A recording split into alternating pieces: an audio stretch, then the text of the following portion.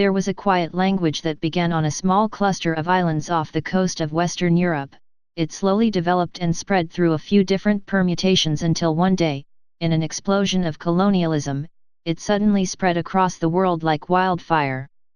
It became the language of what was once the most powerful nation in the world and has since become the language of commerce in countries all over the world. English Language Day celebrates this language, its history, and its oddities. History of English Language Day. The first origins of the English language can be found in medieval England and takes its name from the Angles.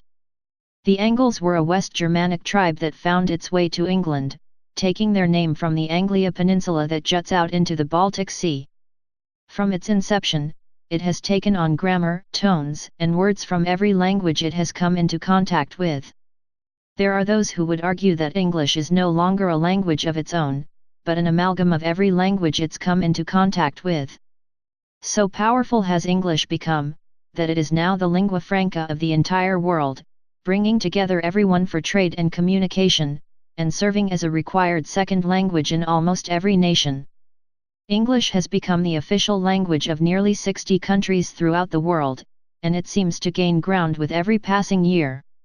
However, it also stands as one of the most complicated languages to learn as a second language. Unsurprising when it contains words like there, and there. Or when the plural of goose is geese, but the plural of moose is moose. English Language Day celebrates its history, its future, and its strangeness. How to celebrate English Language Day? Celebrate English Language Day by learning a bit about its history, and words that may not be in use at the moment. Learn about where it's spoken, and how it's used.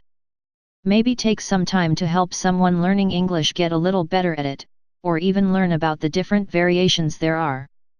Canadian English, UK English, Scots English, and American English all have their own little colloquialisms and slang that differ broadly from each other. Wouldn't it be interesting to learn how one language can have so many variations and still be considered a single language? English Language Day gives you the chance to do just that.